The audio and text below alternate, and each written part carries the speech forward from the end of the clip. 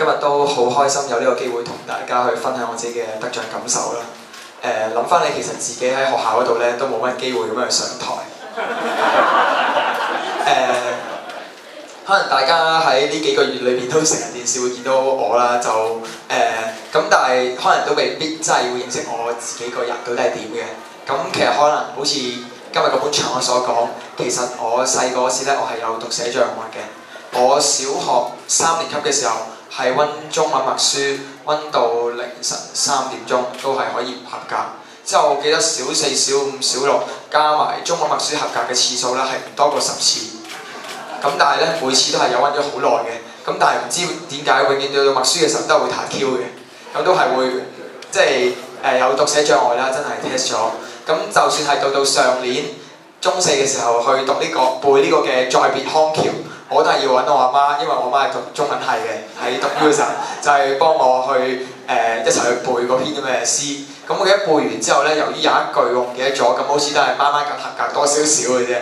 咁呢一個就係我喺學校真實嘅一面。咁同埋其實我喺學校嗰度咧，成績都唔係非常之好啦，所以頭先我所講就係、其實我冇乜機會上台攞獎嘅。咁可能就算成績好都只限喺通識科或者中文科，咁其他科都係拜拜㗎啦，係咪啊？咁講翻其實喺今次攞到呢個獎，其實我覺得好開心就係話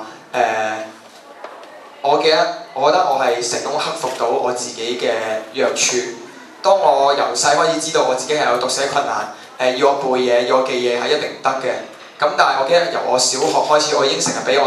嘅班主任鬧我，就係話黃之鋒你死直把口嘅啫喎。咁到今日我都的確係繼續死直把口嘅。咁就自此咁我唔講咁多啲咩歷程啦。咁後來就慢慢喺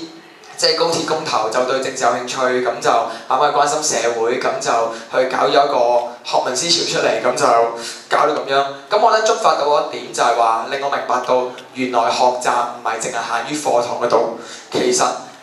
即使我有自己嘅弱處，但係我一樣有我自己嘅天分，有上帝俾我嘅恩賜。對我自己嚟講，而家好興講嘅SLP 啊 OLE， 我自己覺得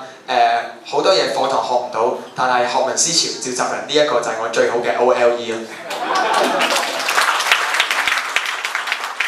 同埋我都覺得好開心，就係話呢一個獎叫做好學生、好老師嘅表揚計劃啦。當我琴日同同學食飯嘅時候傾開就話我聽日攞獎啦，好學生表揚計劃，即係我啲同學就話嚇你攞啊咁樣，好似好驚訝咁樣啦。咁但係我覺得一樣好好嘅就係話，當社會上面不斷都會同你講話，好學生就等於5星星，好學生就等於學校嘅 conduct 要 excellent， 或者好學生就等於係你要有好多嘅學會參加，又要可能係代表學校出去比賽。呢啲我通通都冇。但係我覺得有一樣嘢好啱嘅就係話，好學生唔單止係留喺學校裏邊，你有學生嘅身份，你一樣喺社會上面有個責任。點解我搞學民思潮出嚟呢一個名會叫學民兩隻字呢？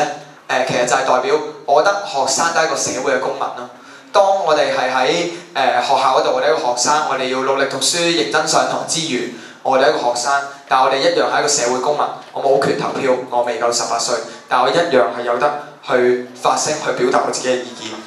同埋我覺得一樣嘢好好就係話，喺呢15個月裏邊，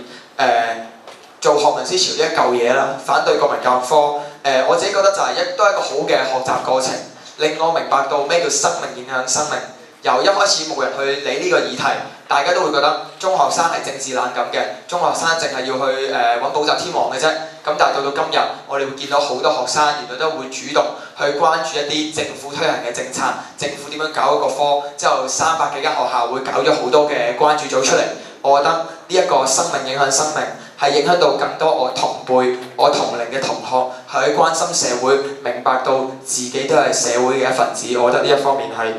我覺得係好開心嘅。咁另外就係話，好似頭先所講，重新定義翻咩叫好嘅學生。我覺得呢係點解當初我會去即係嘗試去申請或者去參加呢一個嘅即係獎勵計劃、表揚計劃，其實就係因為我覺得呢一個獎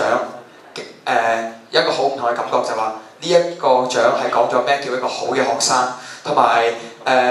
我覺得經過呢15個月，我學到咩叫堅持。由一開始望你呢個議題到我哋慢慢突出嚟。由當初我哋覺得成件事係一個困局嚟嘅，走唔出嚟，但係我覺得而家見到民意大將係終於出咗嚟啦，呢個我都覺得好開心。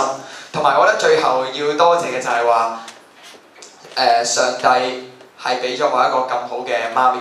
同埋爹哋，咁媽咪就喺度啦，係喺我呢一個暑假裏邊，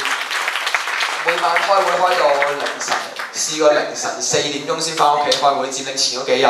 我嘅屋企人，我嘅爹哋媽咪依然係咁支持我、鼓勵我。可能我開會開到凌晨10點幾翻到嚟，咁屋企就會有宵夜食，就會有呢一個奶茶，之後就有好多唔同嘅嘢食都會預備俾我，去支持我。佢從來係冇發過任何怨言，即使喺暑假嘅時候，我可能都係一個禮拜翻得2-3個屋企食飯，都唔知有冇。之後連續10日係。我嘅爸爸媽媽淨係可以透過電視機睇到自己嘅仔喺個台上面喺度前輩科成績咁喺度嗌啦。咁但係我覺得好多謝佢哋一直咁樣默默去支持我啦。好多謝你哋。多謝黃之鋒同學啊，為我哋攞一個新嘅好老師同埋好學生嘅定義。